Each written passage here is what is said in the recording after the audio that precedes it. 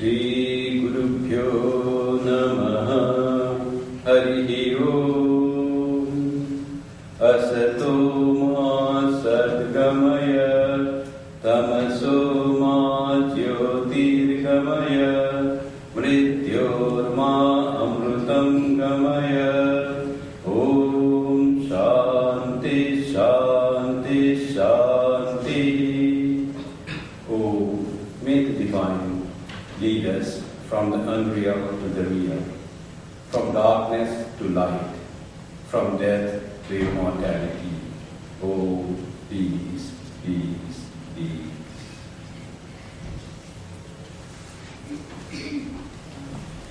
Hello.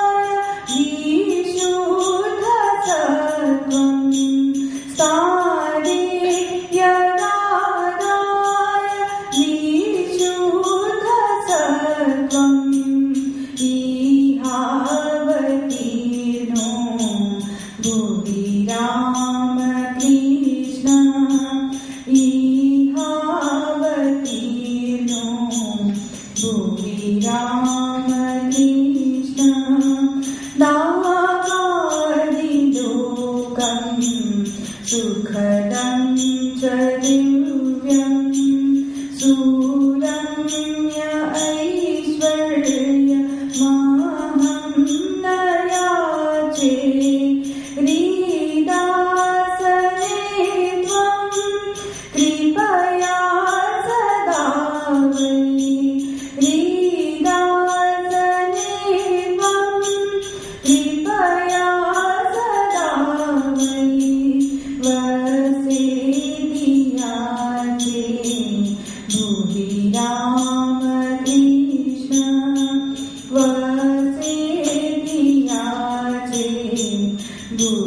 Ramakrishna Yam Brahma Vishnu Girishascha Deva Dhyayanti Gayanti Namanti Nityam Tai Pratitastasya Paravataro Tai Pratitastasya Paravataro Dvibahudhari Bhuvi Ramakrishna Dvibahudhari Bhuvi Ramakrishna Vande Jagadvija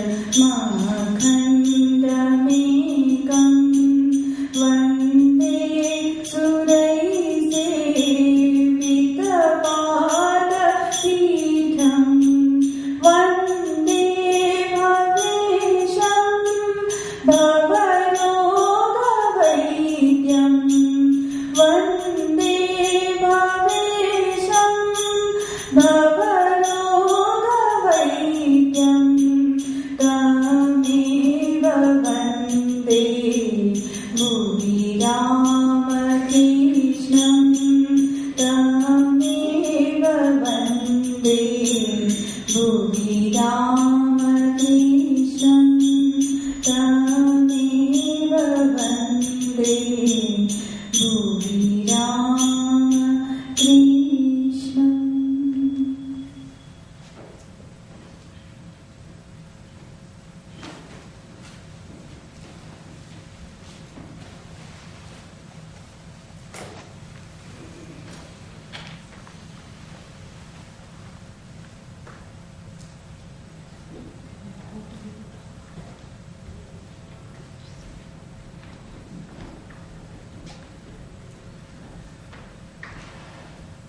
I am reading from the book First Meetings with Sri Ramakrishna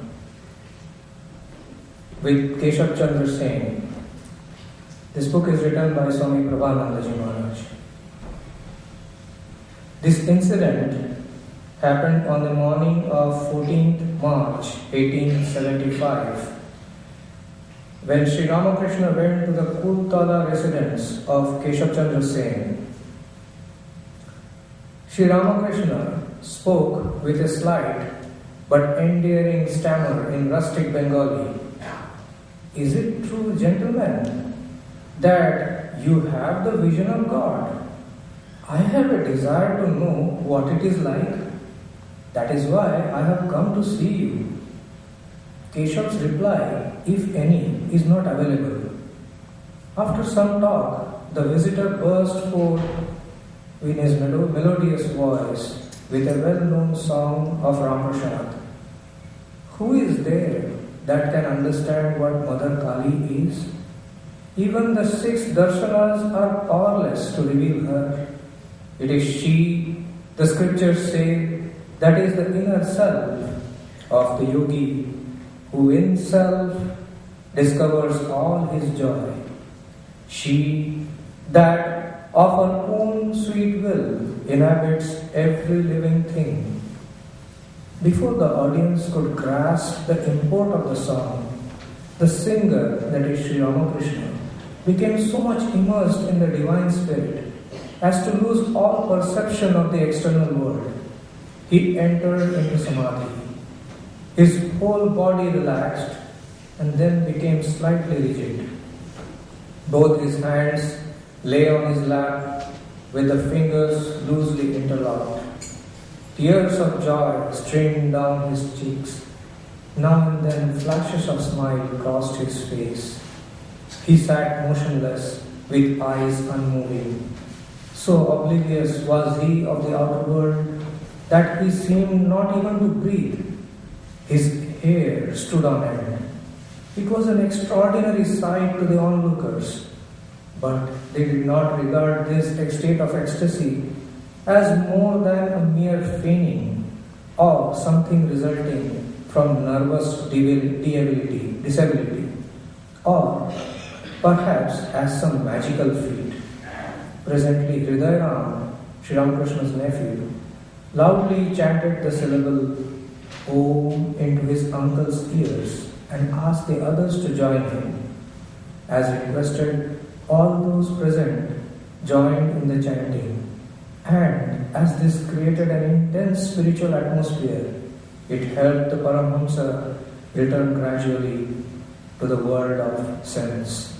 He, with an extraordinarily sweet smile, began to speak, at first in a semi-conscious state, but always in homely and impressive language, using metaphors and illustrations taken from life, which held his listeners' attention and stimulated their imagination, convincing them that Ramakrishna was a divine person and not an ordinary man.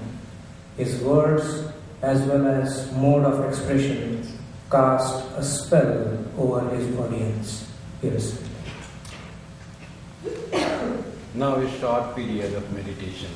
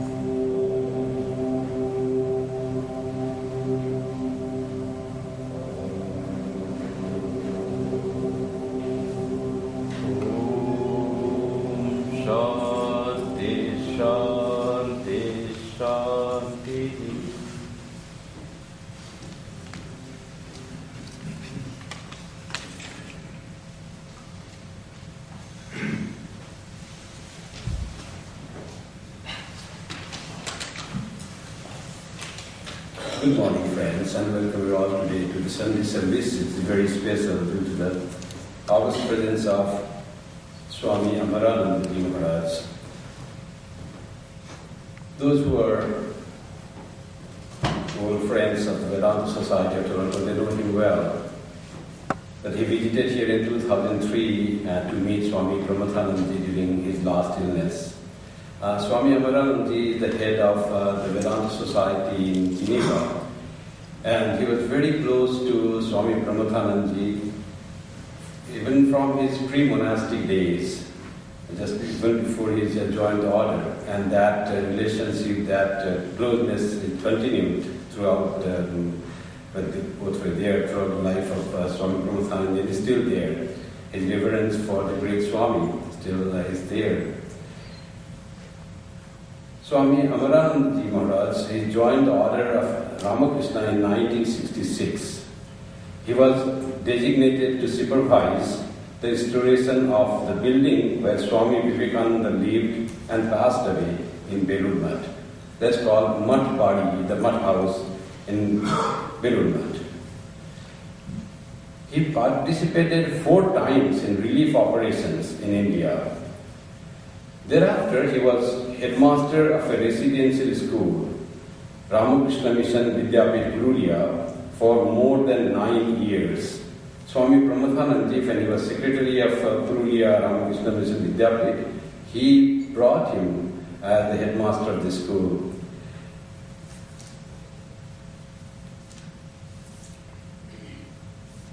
Later, he assisted in management of a home meant for providing food and lodging to poor students of the University of Calcutta. And that is the Calcutta Students' Home of the Ramakrishna Mission in Belguria, in Calcutta, West Bengal. Swami Amarananda was nominated as Assistant Minister, Centre Vedantic of France in September 1986. Since 25th January 1989, he is the head of the Centre Vedantic of Geneva. He participated in many interfaith dialogues, and he also participated in Parliament of World Religions in many years.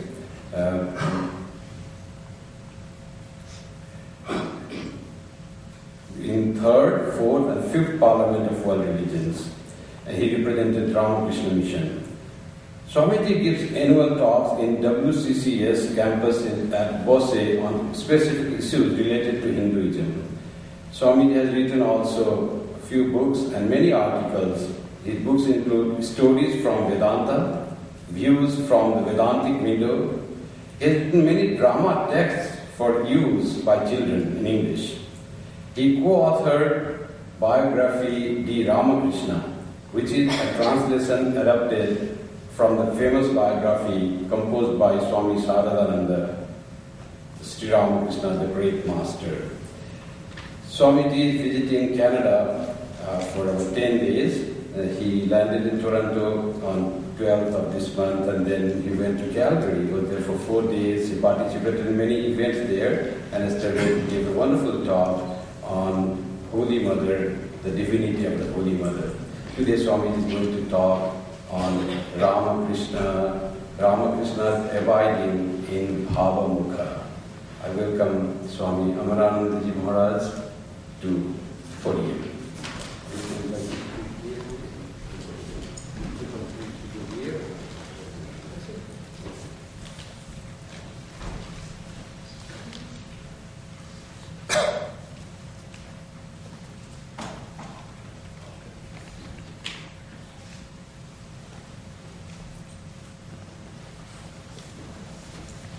Jananim Sarandim Ramakrishnam Jagadagurum Padapadmi Tekshratva Pranamami Muhurmuhu.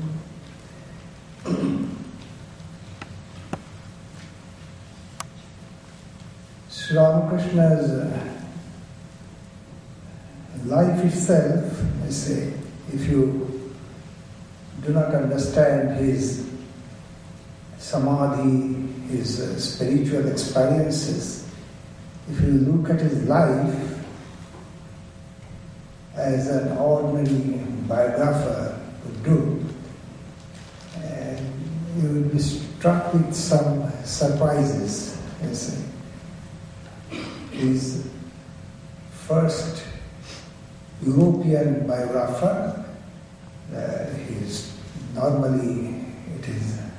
Max Muller is taken as the first biographer, though a short article was written by an European who was attached to the Calcutta University, Mr. Tommy, in the same year, a few months before. He wrote the article first in 1896, Max Muller, and talking of Max Muller, and then he composed a book on Ramakrishna. There, in that book,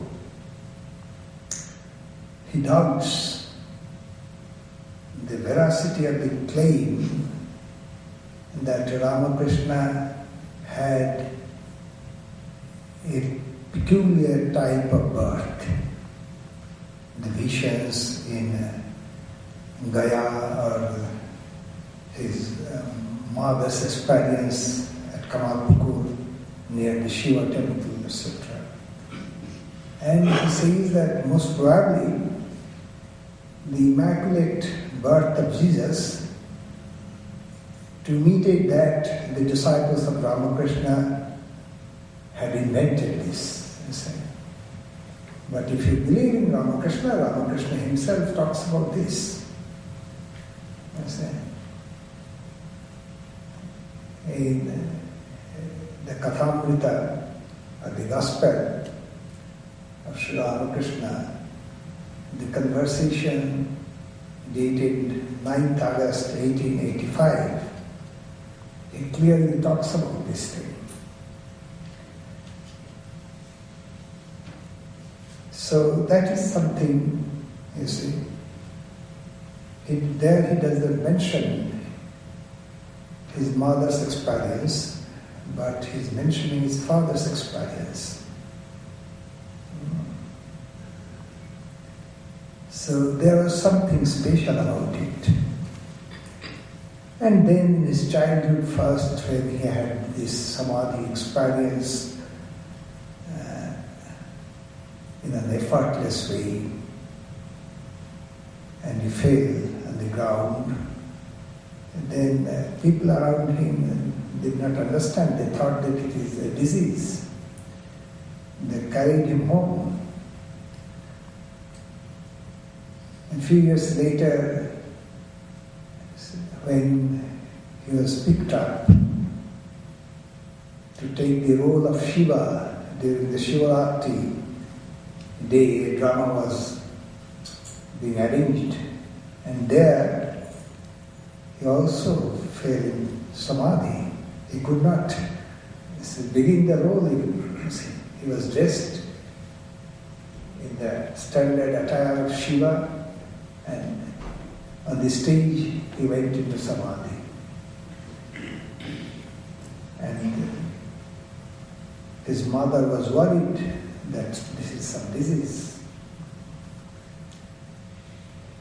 And when he was 11 or 12 years old, he was with the village ladies who were going trekking few miles to have the darshan of a village deity called Vishalakshi.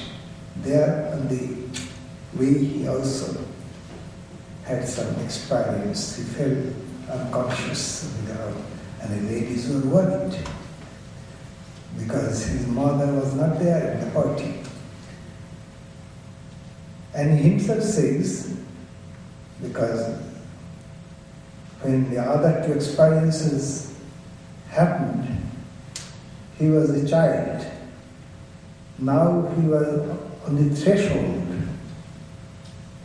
between childhood and puberty. So he himself says that since then I have become another person. That means he became tremendously contemplative, meditative since then. And his goal of life he has already set out. So, around 1853, he was brought to Calcutta by his elder brother. Idea was that he would assist him in the puja, because he had two activities in Calcutta, two sorts. He used to run a Sanskrit school where his brother could also learn something, Sanskrit, and doing pujas in several homes, and there Ramakrishna could help him because he could do puja, because he was already had his sacred trade, Upanayana. But Ramakrishna was not much interested in his study, you say, and his elder brother Ramakumar noticed it, that he was good at puja, doing puja in different homes, and when the people came to know that he could sing well, they would ask him to, after the puja, to sing. He used to be lost in singing, in that musical performance, totally diving deep into it. So one day, Ramkumar scolded him that I am getting old and you are growing up and you are not learned enough, you do not know Sanskrit enough, you see. So how do you run your life, you see, earn money to feed yourself and your would-be family? Then Ramakrishna, is the first time, you see, he said, in English you read that I am not interested in brain-winning education. What he said exactly in Bengali is a very scathing remark. You see, he said, I am not interested, he said, in the education which makes you able to bundle up rice and banana. You see, after the puja, you see, it is customary to give the priest the rice and banana and the bundle it up. You see. So I am not interested in that. So, and then you know how the turn of events made him the priest of Dakshineshwar. He had no idea that his brother had accepted the priesthood. You see, he told his elder brother that he should not have done it. You see, our father would not have done it. You see, why have you done it? It is not correct to accept your salary post of a priesthood in a temple. So then his brother, of course, said that, you say, let us have, you say, test it whether it is God's will or not. Pieces of paper with yes, no on them written was put in a jug, and a small child was asked to pick up a piece of paper, and the child took up the paper with yes. So that was the custom in those days, to know God's mind. So Ramakrishna had to accept that it is God's will. Then the elder brother died suddenly, and he was pushed to become the priest. So that is how. But he was doing the puja, correctly. But the thought came to him that, is there any truth in this puja? Because a century before him, almost a century before him, there was another great mystic in Bengal called Ramaprasad. And Ramakrishna himself was full of this Ramaprasad culture. He used to know by heart almost all the great compositions of Ramaprasad.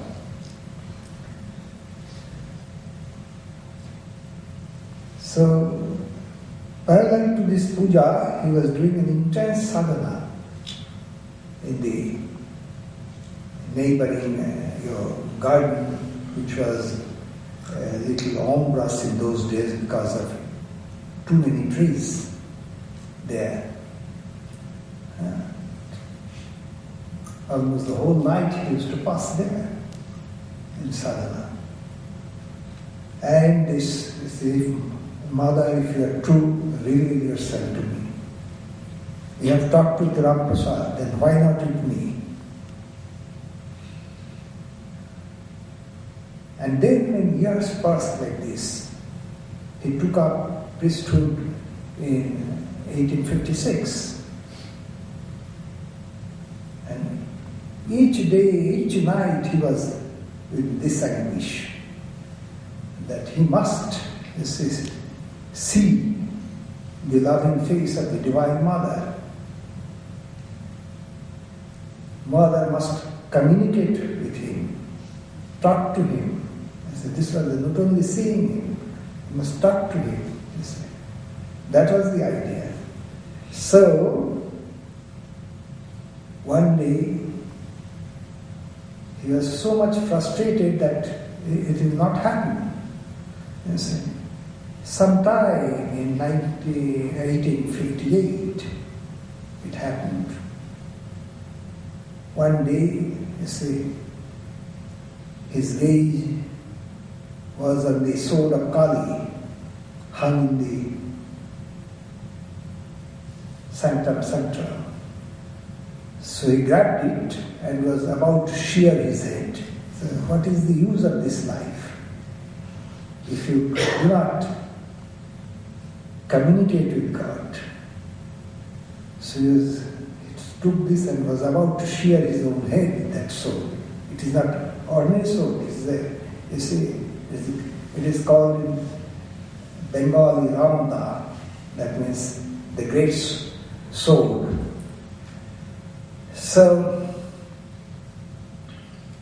at that point, he had the experience.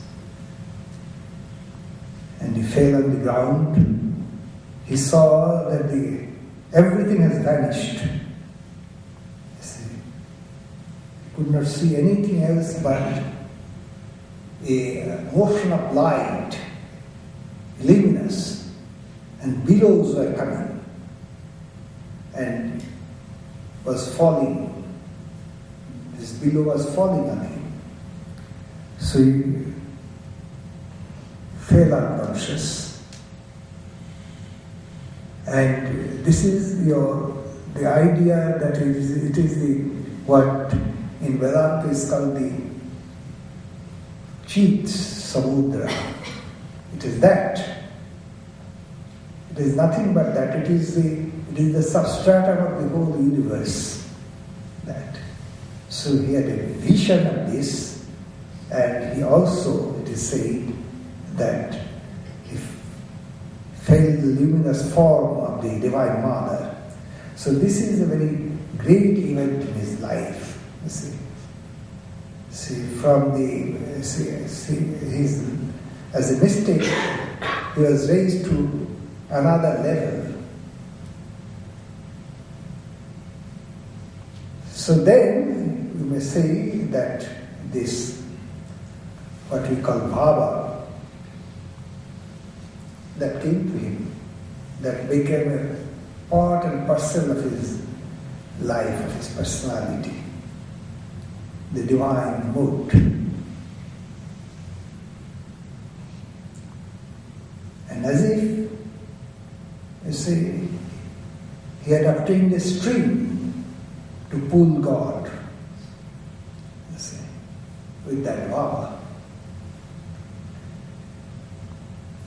So then you know that next year he was married, you see. He himself was in a divine mood and said that it is futile to search a bride for me here and there. The bride for me is to be found at such and such a place, etc. And the marriage happened, they agreed finally, and everything happened. And then, after a few weeks, he returned to the temple, Dakshineshwar, and began his sadhana again. Now, he himself said that he took up first Purana. By Purana he means not only the literature which is Puranic, but the epics also. The Hanuman, this Sita, this gopis, your Gopas, Krishna, Radha, all these things he was taking up role. That means taking up means you imagine yourself very strongly. You suggest to yourself that you are that personality. So, you see, that is the sadhana. So, through that, he had experiences after experiences each time. He said that first he had your vision of Sita who merged in him. You see.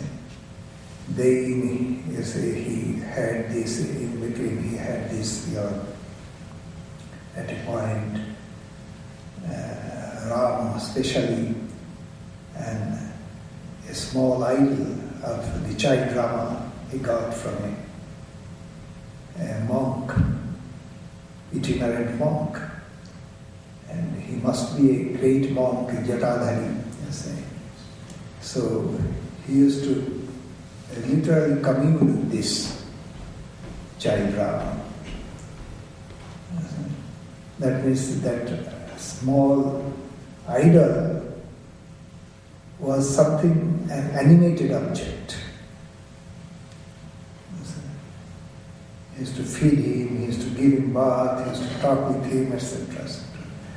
So these things were going on, you see. He had the vision of Krishna, you see. He said that even he described his color. He said he is a ghas phula. I do not know a ghas phula. I have asked many senior monks, you see. Some of them say that they know this. They say this is a kind of wild flower, you see. Yeah. So it is not very common. You see, at least even if I have seen it, I do not know that what is ghas phula. But he described. You see, he described the, you see, complexion of Radha, for example. So these are the, you see, the idea is that these figures, you see, what you are seeing, they may not be historic, you see, but that doesn't matter. When you think of God in a particular manner with love for years and years, in the psychic universe, a creation is made, and that exists for centuries and centuries. So long as that sadhana would linger among men and women, you see, the entity in the psychic universe remains. That proof is, you see, for example, the proof is almost a century back. Swami Brahmananda went to Tirupati temple with a group of monks. Before he entered the temple, he asked the sannyasis, to whom is this temple dedicated? They say that is a form of Narayana. Tirupati, the temple, the deity is a form of Narayana. But he said, I am seeing the Divine Mother, so please inquire.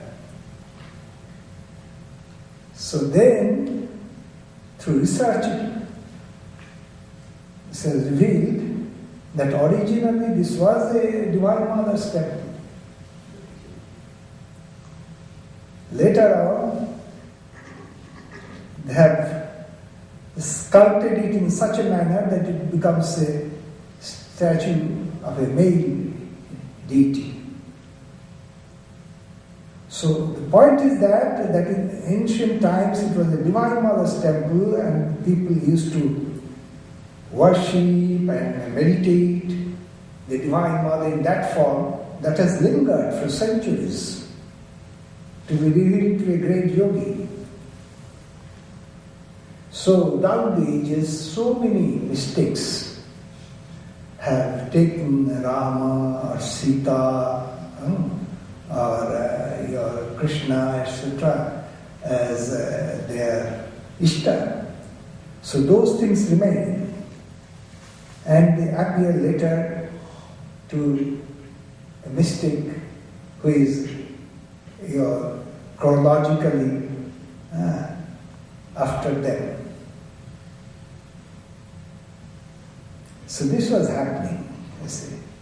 So it is God which gives this vision, you see, to the mystic who is yearning for that vision. And it is not just a vision, they can talk even. They can communicate with you. It is something like the sun, which is reflected in the water in a pot.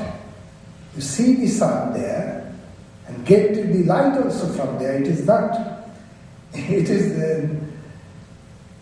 will look like the sun, it will have the properties of, you see, sun, but it is something less than that, but it is, you see, as real as the sun itself, the reflected sun. Because from that also you get light and heat.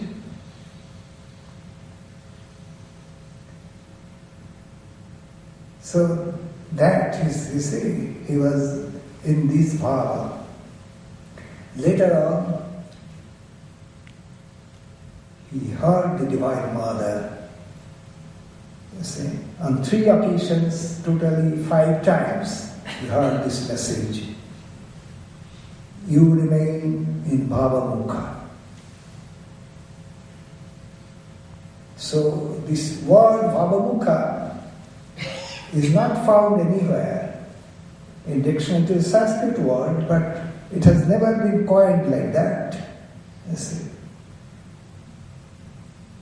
Etymologically it means, you see, a stage where the bhava is the mukha, that is the mukhya. That is the most prominent thing. The divine mood is the most prominent thing. So you remain, in effect was, the Divine Mother is saying, you remain with your divine mood, spiritual mood. That means not in the mundane mood. So then he understood this, and when he used to forget it, he had to pay for it. Himself said. He said, do you know, he said, that why I have broken my arm? You see, I was crossing the rails, and then I was trying to hug Jagannath in the Madhura Bhava. Then I fell on the rail. So the lesson I learned that I must live in a lower plane with the bhaktas, etc. Not in that mood. So he was full of this bhava, always. And then we have talked about this 1858, his experience in the Sanctum Sanctorum. Later on, he himself said, the Mother showed me that the image, I myself, the puja vessels, the water pot, the wooden threshold, the marble floor, they're all cheap. By cheap, I think because the context suggests that most probably he saw a peculiar type of light, you see, in all those things. You see, a kind of divine light which is not like ordinary, you see, lamp's light or the sunlight or the moonlight. You see. And then he said, a cat sneaked into the sanctum sanctorum. And I offered the food to be given to the mother, to the cat.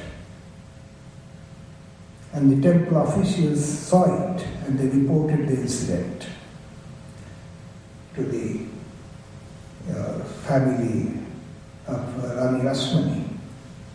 And then he said that he walked out of the sanctum sanctorum and saw a wicked person. He wanted to scold him, but immediately he saw that the power of the Divine Mother was shining in that wicked person also. So he could not do anything, you see. So this was again a great lesson in his life. And it remained always. He used to say, everything is divine. God himself has become everything. Not the good things, the flowers, the beautiful trees and plants, the filth, the rubbish, etc. Everything is God.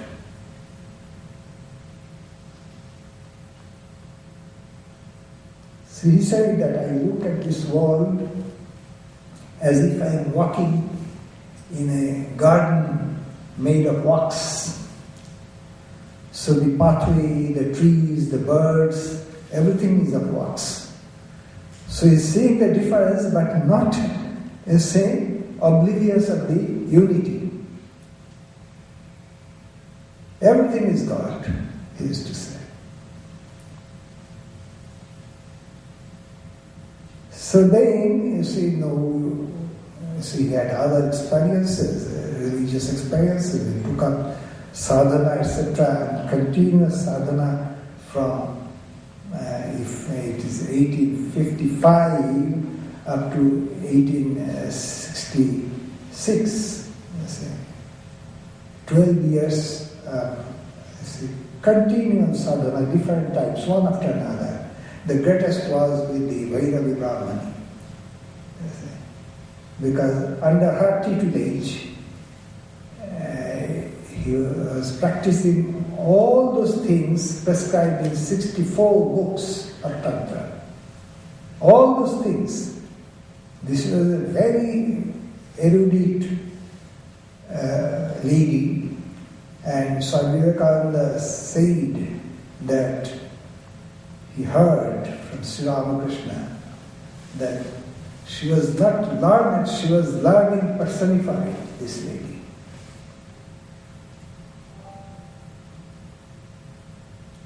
And she was also a scholar of this Bengal Vaishnava. Chaitanya Mahaprabhu and your 6 Goswamis, their compositions, you see. She knew everything of those things. So she was the teacher, and by Ramakrishna's standard, it was a long period. Almost 30 months. And he had innumerable your experiences, most of which are not known to us. And we have here and there glimpses only. Swami Vivekananda's Naren once told him that he was having a vision of a triangular something, and it is, it is the lower portion is waving like this, as if there is a flutter. So immediately Ramakrishna said that you have the vision of the cosmic from which the universes are coming out. I had the vision of this while practicing under the your billah tree, the sadhana. So like that, you do not know, you see, what kinds of experiences are coming to him. He's full of many experiences that came to him. And then you know that in between, even while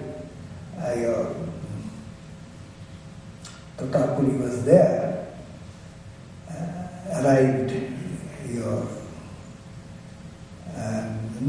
even while Brahmani was there, the monk Totapuri arrived there and wanted to initiate him. And he said that, I don't know. He said that, would you like to learn Vedanta of me? He said, I don't know, I have to ask my mother. So the monk said that this young man, so he was so much attached to his mother that for this also he would ask his mother, he said. So he was amused, but he said, yes, go and ask your mother. So Ramakrishna went to the temple and asked the Divine Mother. Divine Mother said, yes, you learn of him. It is for that purpose he has come. So, they say within 3 days of teaching of Vedanta, that means you negate your body, negate your mind, negate your sense organs, negate your vital energy, and go to the essence, deeper and deeper. In the beginning, Ramakrishna was saying that it is not for me, this Vedanta. I cannot do it. You see. Totapuri said, why not? Because whenever I try to go deep, I have the vision of Mother Kali. I cannot go. You see that? So he said that it must happen. So he took a piece of broken glass, and with that he pressed between his brows and said that on this pain you concentrated your mind.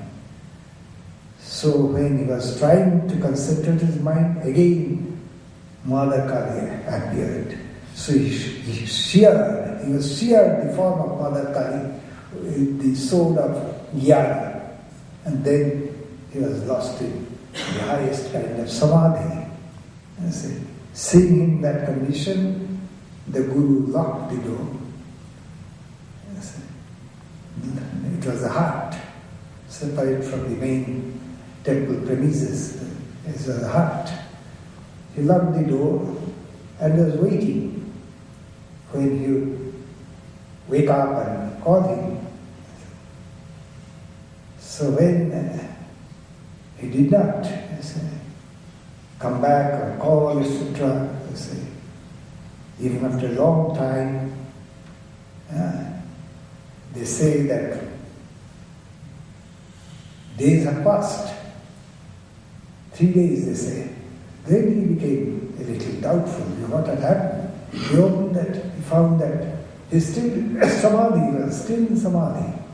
So with this omkara, then rubbing up the spine and cord, etc., he brought him back to the normal plane.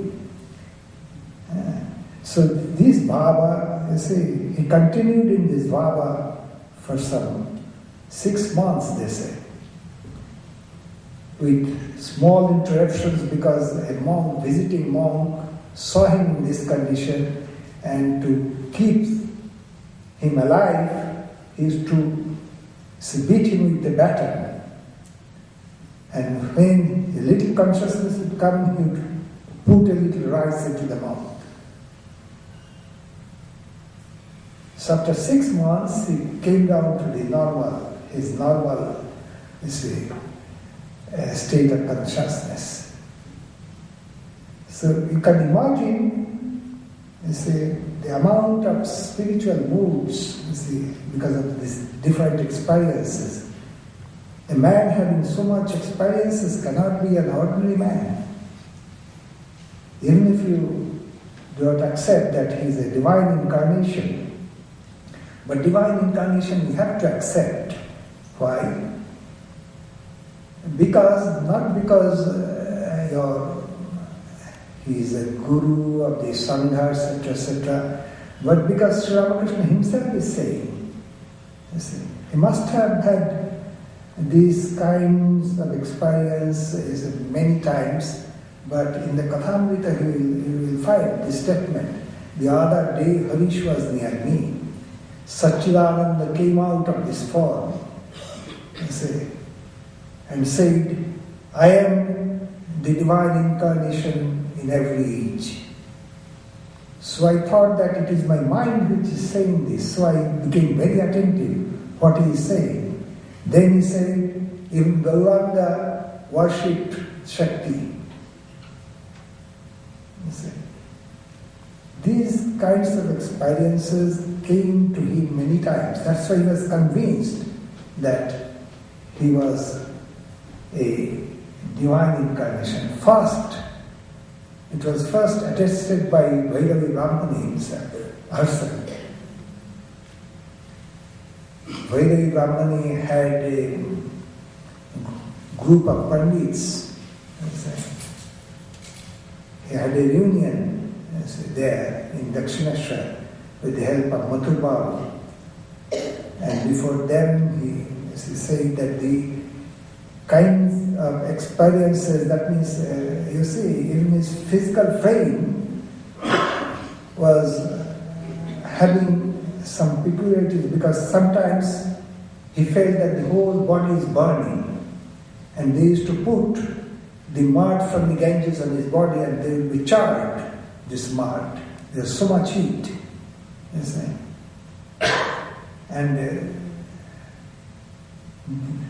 winkless. There is no wink. Eyes. So all these things, you see, he said that these are the things which are described in books of Bengala Vaishnava regarding Radha, regarding Sri Chaitanya. Sri Chaitanya, you know, he is the only mystic known to humanity other than Sri Ramakrishna,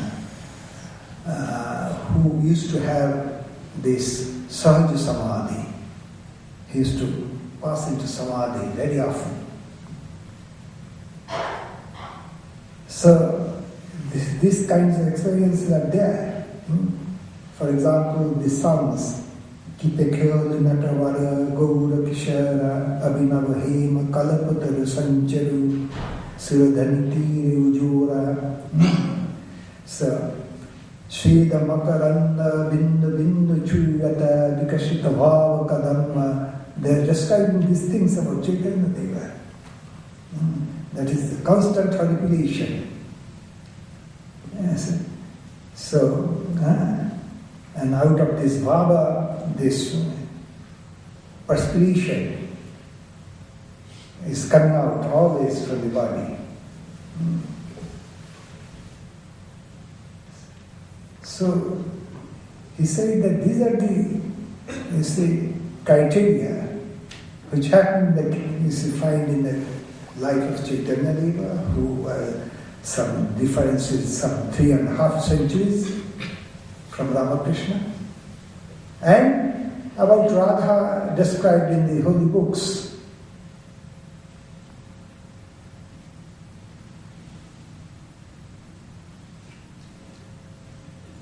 So now, how long should I? I should start. Now this is he's staying in Bhavamukha. Always, even his, you say, passing away,